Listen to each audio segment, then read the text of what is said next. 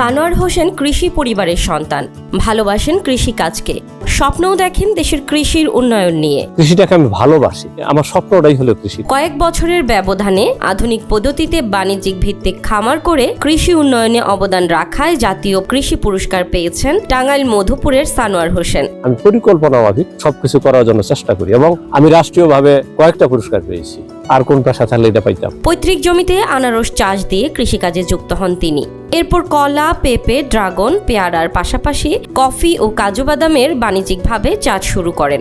সম্পূর্ণ জৈবিকভাবে আমি আনারস উৎপাদনটা শুরু করে এটা মার্কেটিং করিতেছি। তাছাড়া আমি কলার আবাদ করি, বাণিজ্যিকভাবে পেয়ারার আবাদ করি, আর আমি যাহা কিছু করি সবকিছু স্বাস্থ্যসম্মত ভাবে। মধুপুর উপজেলার মহিষমারা ইউনিয়নের মহিষমারা কলেজ পাড়া গ্রামের সানোয়ার মনে করেন, পরিকল্পনা করে মাটি চিনে বুঝে কৃষিকাজ করলে সফল হওয়া খুবই সহজ। জেনে শুনে বুঝে যদি কেউ কৃষিকাজ করে তাহলে কৃষিতে লস হওয়ার কোনো সম্ভাবনা নেই। আর আমাদের দেশের যে এই যতটুকু আবাদযোগ্য জমি আছে, এই আবাদযোগ্য জমিটুকু যদি আমরা পরিকল্পিতভাবে আবাদ করি, 18 কোটি না 36 কোটি লোকের কর্মসংস্থান এখানে হবে।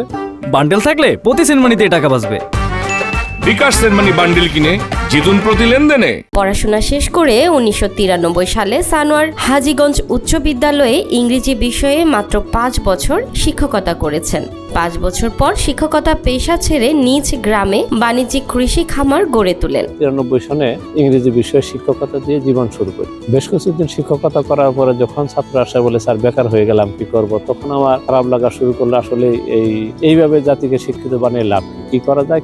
তখন আমি চিন্তা ভাবনা করলাম আমাদের সবচেয়ে ভালো একটা পেশা হলো কৃষি, যেখানে অধিক সংখ্যক লোকের কর্মসংস্থান করা সম্ভব। সেই চিন্তা ভাবনা থেকে আমি শিক্ষকতা চাকরিটা ছেড়ে দিয়ে আমি কৃষিতে নিজেকে নিয়োজিত করি। নির্দিষ্ট কি পরিমাণ উপার্জন করেছেন কৃষি কাজ করে তা না বললেও তিনি এই পেশায় এসে এখানকার আয়ের টাকায় এলাকায় কলেজ প্রতিষ্ঠা করেছেন।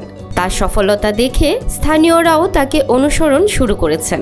সানোয়ারের কলেজে এখন যারা কৃষি বিষয়ে আগ্রহী তাদেরও নানা ধরনের পরামর্শ দেওয়া হয়। প্রায় 5 বিঘা জমি দান করে একটা কলেজ করে দিয়েছি। সেটা আমার সম্পূর্ণ এই কৃষির লাভ, এই লাভ থেকে আমি করেছি। আমি শান্তিতে আছি, আমার মনে কোনো হতাশা নেই এবং আমি মনে করি একটা মানুষের শান্তির জন্য যা কিছু প্রয়োজন এই কৃষির মাধ্যমে আল্লাহ তাআলা আমাকে সবকিছু দিয়েছেন। ছেলে মেয়েদেরকে আমি এখানে এই কৃষি বিষয়ে প্রশিক্ষণ দেই এবং এমনও প্রশিক্ষণ দিয়ে ওদেরকে চারাও দিয়ে দেই যে ওরা বাড়িতে যেন নিরাপদ কৃষিটা করে। কৃষিতে সফল সানোয়ারের খামারে কাজ করে স্থানীয় অনেকের কর্মসংস্থানের ব্যবস্থাও হয়েছে। বাগানের কাজ করি 2-3 বছর ধরে। আমার এখানে কাজ করি প্রায় 6 মাস যাবত। এখানে কাজ করে মোটামুটি আমার সংসার ভালো মতোই চলে। স্থানীয়রা বলেন সানোয়ার হোসেন কঠোর পরিশ্রমের মাধ্যমে এমন সফলতা পেয়েছেন।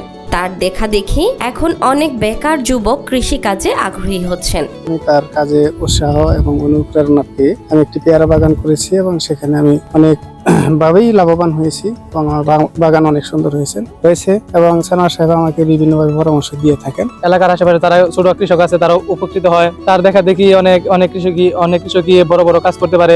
উদ্যোক্তা সানোয়ার হোসেন জানান, চাকরি ছেড়ে কৃষি কাজ করায় অনেকেই আমাকে পাগল ডাকতো, কিন্তু তিনি প্রমাণ করেছেন সঠিকভাবে কৃষিকাজ করলে চাকরির চেয়েও বেশি লাভবান হওয়া যায়। যখন আমি চাকরি ছেড়ে দিয়ে আসলাম তখন সকলেই আমাকে বলছে পাগল হয়েছে লোকটা, মানুষের জমি বিক্রি করে ঘুষ দেওয়া চাকরি নেয় আর এই পাগলে দেখা যায় চাকরি বাদ দেয় আইয়া পড়ছে। হ্যাঁ, আমি সেটা প্রমাণ করে দেখেছি যে না, চাকরি থেকে কৃষি কত বড় লাভের পেশা, কত বড় সম্মানের পেশা, কত বড় মহৎ পেশা।